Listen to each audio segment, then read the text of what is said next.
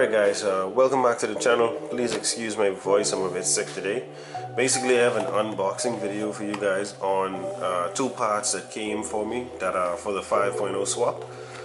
We're just going to get this one out of the way and then start with the smaller box first. And this is what I needed because I was going from automatic 5.0 to using a standard shift 5.0, nothing else in the box. This is your pilot shaft bearing or bushing, whatever you want to call it. Let me take it out of the bag for you guys. I know it has a little bit of grease on it. I'll try to slip it out, give you a better look at it. Alright, there you go. This goes into the back of the block of the 5.0 and it has some races and bearings on the inside, whatever you call them, that the input shaft for the gearbox goes into, and you need this when going from automatic to standard shift. If I had a standard shift 5.0 that I pulled out of a vehicle, I wouldn't need to have this because it would already be in the back of the block. I'll have the link in the description below for this exact part. Alright, on to the second one. I've already opened both of them just to make sure that everything was in it. This is what you need when you're going from EFI to carbureted and you don't want to go in your fuel pump to change your pump. Basically what this is an adjustable fuel pressure regulator, and this is a low PSI fuel pressure regulator. So this is going to take your high fuel pressure and turn it into about 8 PSI. That's what carburetors use. So it is adjustable. I can go anywhere. I believe it's from 5 to 9 PSI, which is a small range, but that is what you need for carbureted. And let's get into unboxing it. These are just some block offs. I'll take one out so you can see. Let's see if I can get this open. This is a small little block off, has some threads on it, so I know it blocks off the pressure somewhere. I guess in case you don't want to use all of the openings that are on it, you can put one of these in the specific areas or holes that it's supposed to go into, and this should be fine. Alright, let's go into this little white box.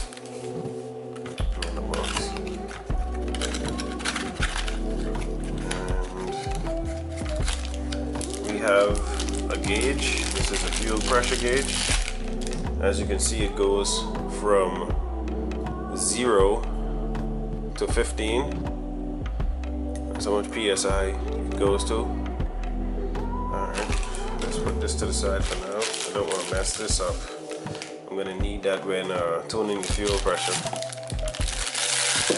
And this should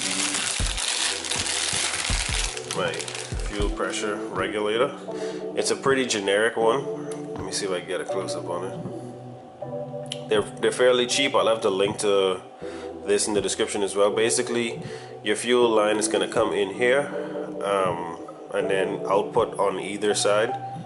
Let me see if I can get a close-up. You see the out sign there and then out sign there. So I'll set it up for you guys before we leave, but this here is how you're going to adjust your fuel pressure right here, and then you're going to watch the gauge. Let's install this gauge.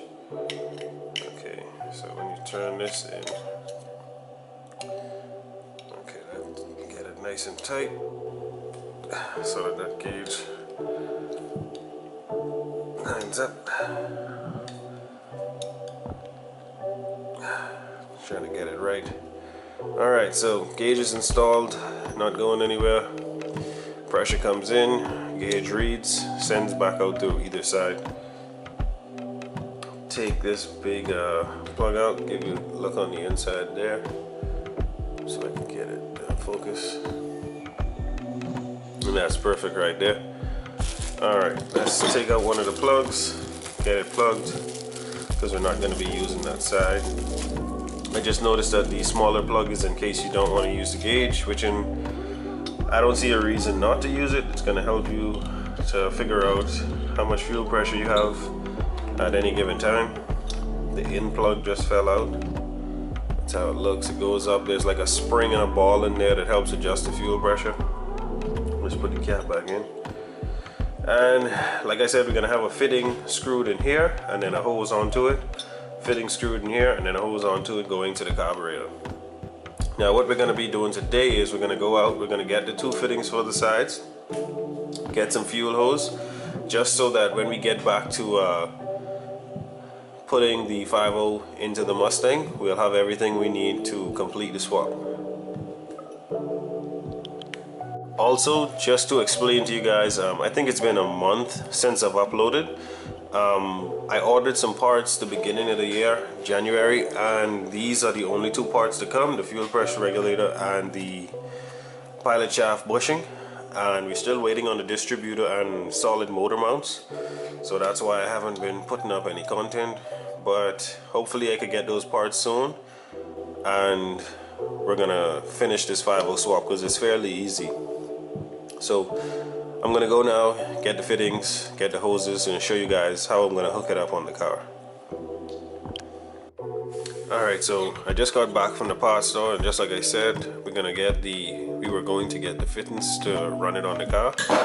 This is where the fuel would go in, and this is where the fuel would come out to go to the carburetor. So let me show you what I got here. I got about, let's say 6 foot of fuel hose. Let me see if I can figure out.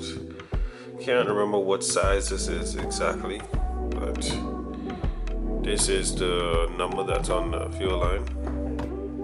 It's pretty tough stuff. So got 6 foot of fuel line to go with it. I got a bunch of little clamps to go on the end of the fittings and onto the fitting of the carburetor, just to make sure everything is done properly, or at least so to minimize the risk of leaks. Okay, now the fittings. I wish I knew exactly what they were, but I had someone helping me pick them out. This is how they're going to look when it's all together. I don't think I could separate this one, that's why I didn't take it apart, but it's basically this fitting that goes into this one, like this. And then you take it, and you put it on. This would be the in. So you take it, screw it in the inside, and then you take your other fitting, screw it in the outside. And this is basically how it's gonna look when it's on the car, because these 2 holes mount it to the whatever screws I want to use. That's how it's gonna look. And then you're gonna have a fuel line that comes from, there's gonna be a fuel line that comes from, there's a, oh Lord, how do you say this? There's a feed and a return line in the fuel injection system. That feed hard line that comes up in the hood, you're gonna put the end of this line onto it, and you're gonna clamp those down, have this one come to the inside. It's gonna send that high pressure in here, and then that low 8 psi of pressure that we need to go to the carburetor is going to come out of this side. You're going to put hose onto this side, clamp it down, and send it to the carburetor and clamp it down again. And that is how you basically do that EFI to carbureted swap without having to go in your tank and change that pump to the low pressure carbureted pump. You know, it's really easy and very inexpensive. I'll put the link to this in the description as well. But that's basically how I'm gonna do it. Probably in the next week or 2, I'll be posting videos of me taking the engine and transmission out of the Mustang as it is now, and then we'll move on to installing the new 5.0 motor. Wow, this is on there pretty good. But much more videos to come. Sorry I haven't posted in like a month, but like I said, I was waiting on parts. That's the biggest thing about living in the Bahamas. Most YouTubers that do car channels, they live right in the States. When parts are ordered, they get delivered right to their door. With me, they have to get delivered to a shipping service, and then that shipping service has to send it to the Bahamas, and then I get it, and then I pay for it again, because we have to pay duty and all type of other taxes, and then we get to receive the part. So it's more time on our end to get anything into the country. But we have this. We have the the bearing that goes into the back of the motor, and we're just waiting on the distributor and the motor mounts, and we should be good to go. Thank you guys so much for watching. Don't forget to like, share, and subscribe.